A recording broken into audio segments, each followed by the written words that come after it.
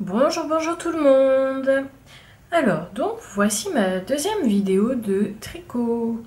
Alors aujourd'hui, je voulais vous présenter les nombreux ouvrages que j'ai pu tricoter depuis que j'ai débuté.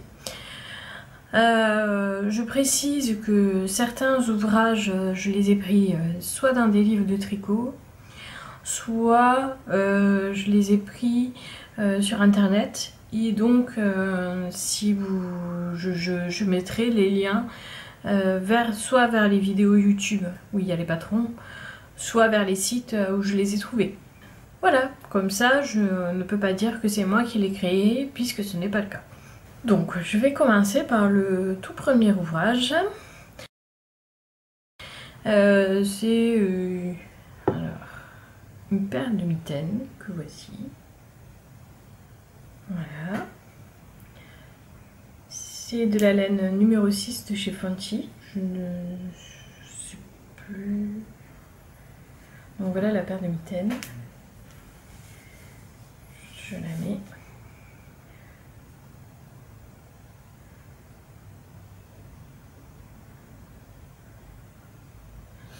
Voilà pour un côté. Et voilà pour l'autre côté. Alors je précise que ça c'est avec le temps effiloché. Faut dire que je les ai tricotés en 2014, donc que je les utilise régulièrement. Donc voilà, force à l'usure, ça c'est un peu effiloché. Voilà. Alors attendez. Je crois que j'ai la petite étiquette avec laquelle j'ai la laine. Donc c'est de la laine de chez Fonty et c'est la laine Paul. Donc moi je l'ai en rose et il y a 65% de laine et 35% d'alpaga. D'où son côté tout doux. Mais c'est vrai que en fait c'est une laine très fragile. Et donc je pense que la personne qui m'a conseillé n'aurait pas dû me conseiller ça, cette laine-là, pour faire des mitaines. C'est dommage. Parce que c'est une laine en plus qui ne se lave qu'à la main, donc très, très fragile. Ensuite, avec la même laine et dans le même ouvrage, parce que j'ai pris ce modèle dans un ouvrage que je vous montrerai dans une autre vidéo. Je vous montrerai dans quel livre je l'ai pris. J'ai fait l'écharpe qui va avec. Donc c'est du jersey, hein, tout simple. Voilà.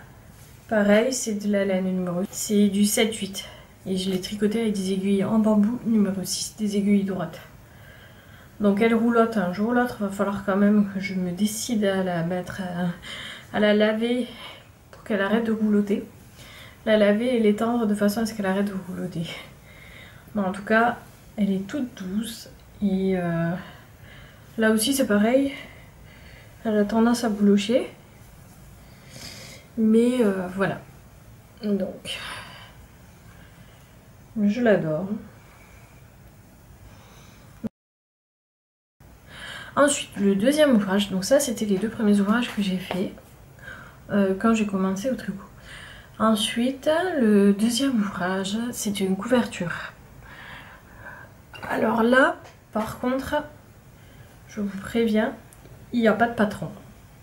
Parce que c'est le seul ouvrage que j'ai fait de ma propre création.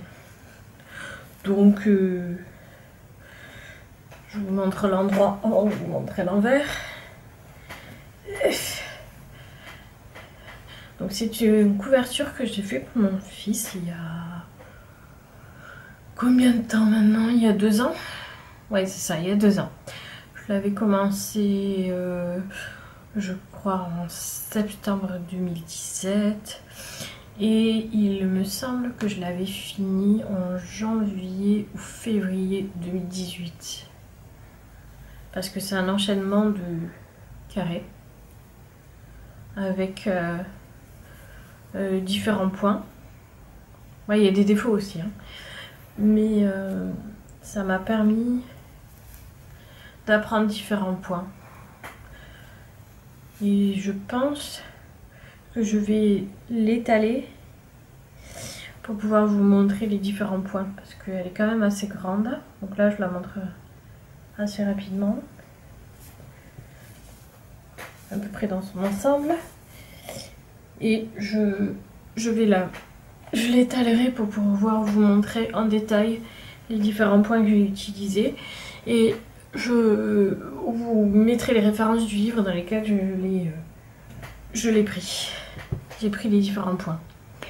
Donc en premier, voici la couverture dans son entièreté. Voilà, donc elle fait, si mes souvenirs sont bons, je crois que c'était 70 cm de large et 1,20 m de longueur, je crois. Donc je vais me rapprocher pour vous montrer les différents détails. Donc il y a des mailles tricotées avec des rayures. Il y a un mélange de laine, donc de la laine fil d'art pour les carrés à rayures, de la laine fil d'art pour les carrés blancs, et aussi de la laine des laines de chez Ziman. Donc il y a différents motifs, il y a le point gaudron, il y a les nids d'abeilles, le point de riz, des torsades, pas forcément bien fait, le damier. Puis il y a aussi de la laine, les carrés roses, c'est la fin de la pelote que j'ai utilisée pour faire mon écharpe. Donc de la laine de chez Fonty, la laine Paul. Et puis la laine rouge, c'est de la laine méchée. De la laine mérinos, je crois, de la laine méchée mérinos. J'ai pas trop apprécié la tricoter celle-là parce que ça s'effiloche, ça se coupe facilement. Et moi qui ai tendance à trop serrer quand je tricote, bah, ça a été une catastrophe. Et voilà.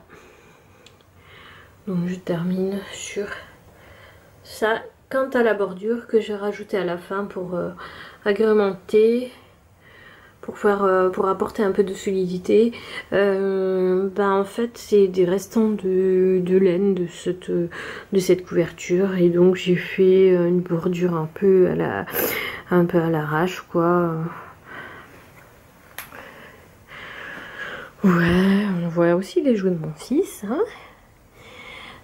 D'ailleurs la bordure est pas vraiment bien assemblée, je crois que toute la couverture n'est pas spécialement bien assemblée.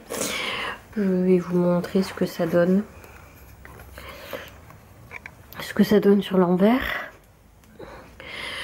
Voilà ce que ça donne sur l'envers. Donc il y a des fils de partout.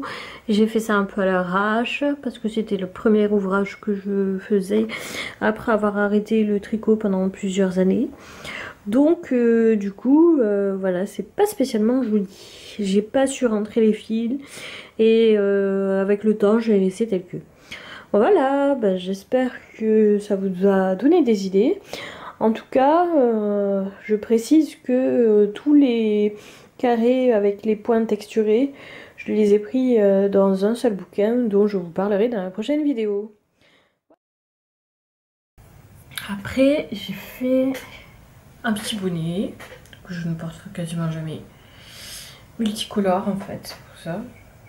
C'était plus de l'entraînement pour apprendre la technique pour coudre, pour faire une couture invisible. Donc bon, soit dit en passant, la couture est pas très invisible en même temps. Donc c'était un premier essai, c'était plus de l'entraînement. Donc je vous mettrai le lien de la vidéo où il y a la personne qui explique comment elle fait ce bonnet là. Et en attendant, je me permets de me le mettre sur la tête pour vous montrer ce que ça donne. Voilà. Hop. Voilà. Voilà. Et donc, en fait, j'ai mal refermé en haut. Donc, du coup, ça fait... ça a tendance à se desserrer, en fait. Voilà. Donc, celui-là, je l'ai fait en février 2018. Ensuite, a suivi un poncho.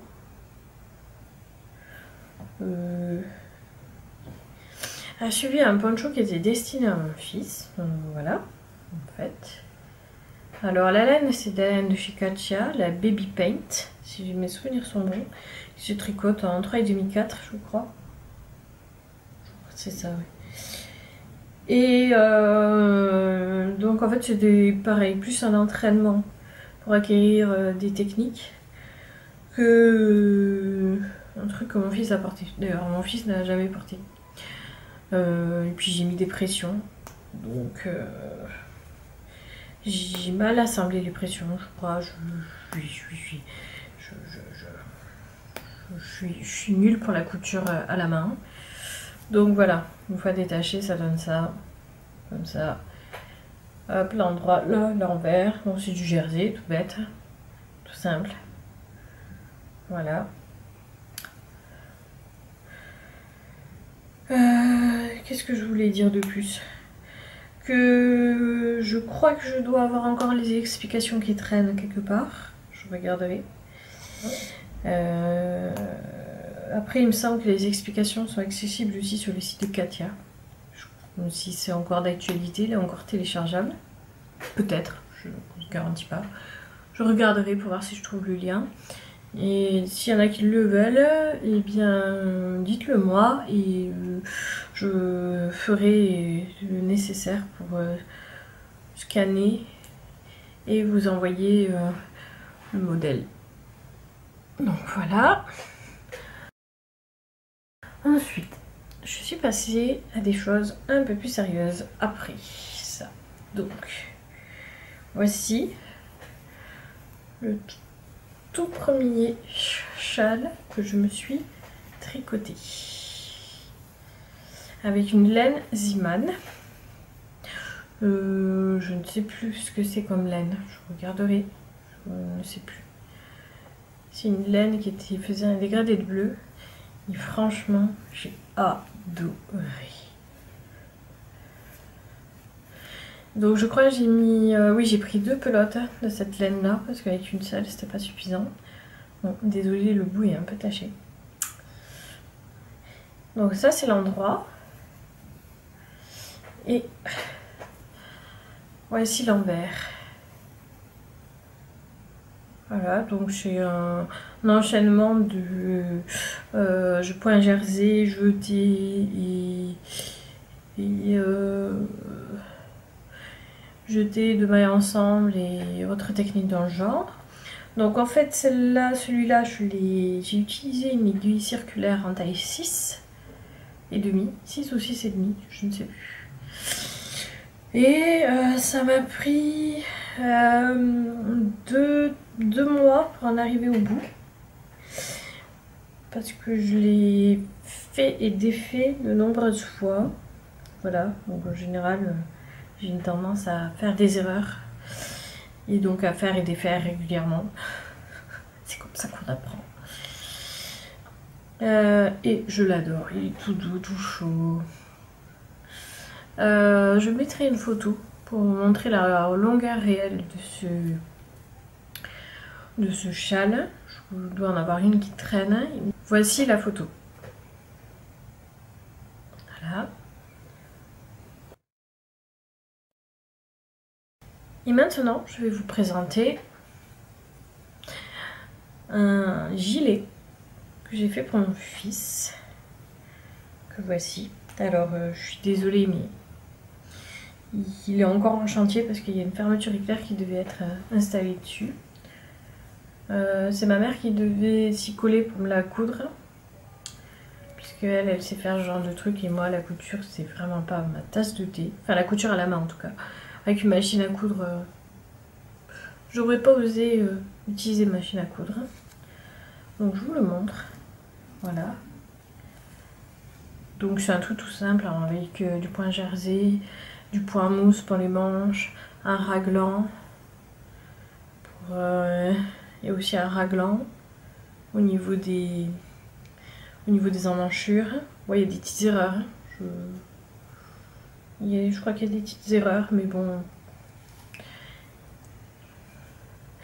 Même au niveau du col, c'est pareil, c'est du point jersey. Et au niveau de la boutonnière, du point mousse. Et au niveau de la boutonnière, c'est du point mousse aussi. Et donc le raglan. J'ai en tout cas très apprécié, j'ai adoré le tricoter. Et donc le dos, il est en point jersey, voilà. Et le bas, c'est du point mousse. Voilà. Et là, pareil, je mettrai le lien de la vidéo parce que du tuto YouTube sur lequel vous pourrez refaire ce gilet là. Voilà. Et j'en suis fière. Quand j'aurai mis la fermeture éclair, ce sera génial. Alors en fait, l'ouvrage suivant, c'est 2 châles dont je mettrai les photos parce que je ne les ai pas. Le premier, c'est un châle multicolore que j'avais tricoté pour ma grand-mère et que je lui ai offert et qu'elle a adoré. Et elle l'a gardé jusqu'à la fin de sa vie. Elle est décédée l'année dernière et je n'ai pas récupéré le châle qui doit être chez mes parents, je pense, ou dans ses affaires en tout cas. Dans les affaires de ma grand-mère, ça c'est sûr. Et le deuxième châle, c'est un châle qui était dégradé de bleu. Il y avait de la stélina dedans, donc argenté, d'un fil argenté. Et c'était pour ma maman, qui d'ailleurs m'a dit qu'elle portait régulièrement le châle. Donc elle adore ce châle. Et donc je mettrai une photo aussi. Et tous les deux, ce sont des laines de chez Katia. Et c'était des paint. Des pelotes, des laines paint. Je retrouverai les références, je mettrai les références des laines, mais je crois qu'elles n'existent plus, je crois qu'ils les font plus. Et donc il m'avait suffi d'une pelote, parce que je crois que ce sont des pelotes cake, des grosses pelotes. Et peut-être que j'ai encore l'étiquette qui traîne quelque part, donc je mettrai les références et je pense que vous pourriez trouver des pelotes équivalentes pour refaire ces châles là. Donc pour ce qui est du modèle, c'est le même que pour le châle bleu, dont je remettrai la référence, le lien YouTube. Et voilà. Et donc maintenant, je passe à l'un de mes derniers ouvrages. C'est encore un châle. Alors là, je dois dire que je crois que je l'ai recommencé, il me semble, 3 fois. Parce que j'ai fait des erreurs. Comme d'hab. Comme d'habitude. Donc à force de faire et défaire, au bout d'un moment, on connaît le truc par cœur. Mais ça n'empêche qu'il y a un moment où j'ai fait une erreur. Donc c'est pas tout à fait comme je l'aurais voulu, mais vu que je n'avais marre de le défaire, je voulais pas le défaire une 4e fois et le remonter une 4e fois, du coup j'ai laissé tel que. Alors donc je vous le présente. C'est le châle sapin. Je vous mettrai le lien. C'est un tuto gratuit que l'on peut trouver, qu'on peut télécharger en PDF. Donc je vous mettrai le lien vers le site où vous pourrez le trouver. Sachant qu'il est aussi accessible sur Ravelry, pour ceux que ça intéresse. Parce que moi, c'est là où je l'ai trouvé. Mais pour simplifier les choses, pour celles qui ne sont pas adeptes de Ravelry, je mettrai le lien du blog sur lequel vous pouvez le trouver. Voilà. Donc je vous le présente. Ça s'appelle le châle sapin. Et en fait, il se compose de points ajourés. Donc il y a des mailles endroits, des jetés, des mailles glissées. Voilà. Donc la maille centrale, elle est jusqu'au bout. Voilà. Et donc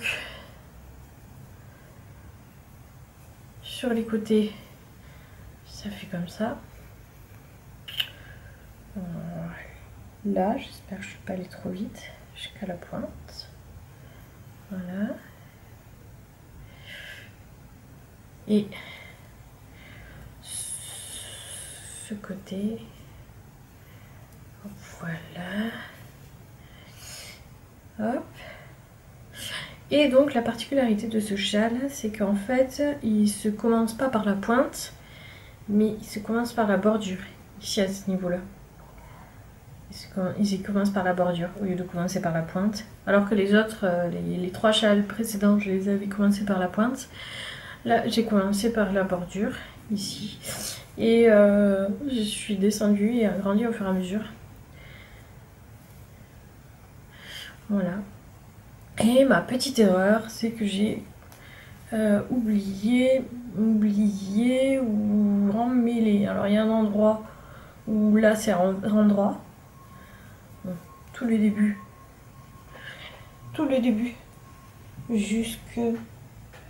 jusqu'ici. De là à là, c'est endroit. Et après, de là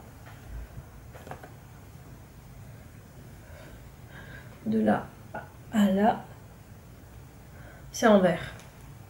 En fait, du coup, vu que j'avais pas envie de le recommencer, de défaire, de recommencer, je l'ai laissé tel que, et ça fait sa petite originalité. Et du coup, ça fait un truc reversible. Voilà. Comme ça. Je le montre en entier. Je sais pas si ça va rentrer. Voilà. En tout cas, je l'adore. Je vous montre ce que ça donne autour de mon cou. Vu qu'il n'est pas très grand, je peux sortir avec. Et donc j'ai utilisé 2 pelotes Borealis de chez Katia. Sachant que les pelotes Borealis ne sont plus disponibles, donc ne les cherchez pas, vous ne trouverez pas. C'est du fil qui se tricote en 4,5 je crois. Et c'est moitié acrylique, moitié laine. Et j'ai utilisé une pelote et la moitié de la deuxième. Et j'ai aussi investi dans des aiguilles circulaires avec câble interchangeable. Et j'avais pris je crois, c'était du 4. Si mes souvenirs sont bons. Oui. Donc voilà. On arrive quasiment à la fin. J'ai tricoté pour mon fils des moufles. Voilà. Qu'il adore. C'est du point mousse et en fait le pouce il est fait d'un seul tenant dans la moufle, donc il n'y a pas besoin de le tricoter à part. Et ça, je trouvais ça génial. Donc je vous mettrai le lien de la vidéo. C'est les tutos de Célie. Peut-être que quelques-uns connaissent. En attendant, je mettrai le lien de la vidéo en description. Et le bonnet qui va avec. Donc pareil, c'est un tuto qui vient des tutos de Célie et mon fils adore son bonnet. Bon, aujourd'hui il fait pas froid donc il n'a pas pris, vu qu'il pleut. Donc je vous montre ce que ça donne, parce que même moi je peux le mettre. Déjà qu'à lui il est un peu grand, mais même moi je peux le mettre. Donc voilà, je vous montre ce que ça donne sur ma tête. Voilà. Voilà, et j'en suis toute contente. Par contre, c'est de la laine de chez Ziman et je crois que c'est 100% acrylique si mes souvenirs sont bons. Et c'est le taille de fil, je crois que c'est du 4, il me semble. Alors ensuite, j'en viens au béret. Alors ça, c'est l'un des derniers ouvrages que j'ai tricoté. Que j'avais présenté dans la vidéo de présentation. Donc le revoici, le fameux béret. Enfin béret qui fait plus bonnet que béret hein, d'ailleurs. Et qui bouloche. Donc j'ai utilisé le restant de laine que j'avais de la pelote Borealis quand j'ai tricoté le châle sapin. Donc il m'a resté à peu près la moitié je crois. Ouais, quasiment la moitié. Peut-être un peu moins. Parce que j'ai, on va dire, il devait me rester peut-être 90 grammes, un truc comme ça, 80 ou 90 grammes, puisque j'étais obligée de finir avec un autre fil. Et là, s'il est blanc, parce que j'avais pas autre chose. Il est légèrement plus petit aussi, parce que j'avais pas autre chose. Donc j'ai pris le premier fil que j'ai trouvé, parce que je n'avais pas le temps d'aller courir à Montpellier pour aller dans le centre-ville pour aller chercher un fil qui aurait pu faire affaire. Et oui, j'habite à 30 minutes de Montpellier, mais bon, j'ai pas forcément le temps d'aller sur Montpellier pour, en cas de manque de fil. Donc du coup, ben, j'ai fini avec ce qui me restait. Et donc j'ai fini avec ce fil blanc. Donc ça fait un peu bizarre, mais bon, vu que c'est sur la tête, c'est pas très grave. Vu que c'est sur le dessus et que c'est pas vraiment visible, bon, c'est pas très grave. Et donc... ça ressemble à un point de feuille, je dirais. Ça ressemble à une feuille, je trouve. Le motif ressemble à une feuille. Et donc c'est un enchaînement de jersey, jeté, maille glissée, tout ce que vous voulez. Il y a même du point mousse au début. Et ça se tricote en aiguille circulaire et totalement en rond. Donc c'est-à-dire qu'il n'y a pas de couture. À part un petit point en haut pour fermer, mais c'est tout. Et franchement, j'ai adoré. Donc je vous montre ce que ça donne. Je vous remontre ce que ça donne sur ma tête. Voilà. Bien sûr, il est un peu grand comme ça. Je peux cacher ma tignasse. Je peux y mettre mes cheveux attachés. Bon là, j'ai pas attaché mes cheveux. Si j'arrive, hop.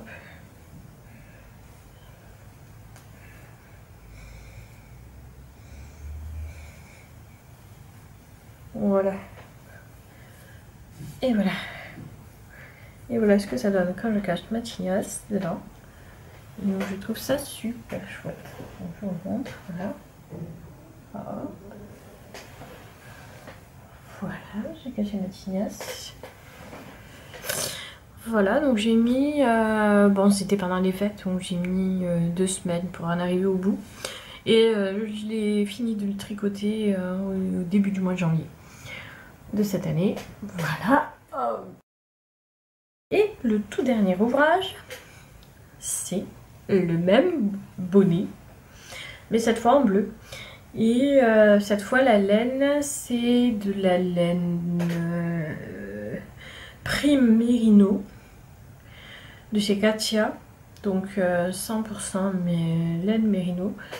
Le fil c'est du 3,5, 4,5 et donc j'ai pris 2 pelotes de 50 grammes et j'ai utilisé une pelote entière et la deuxième juste, je dirais, aux 3/4.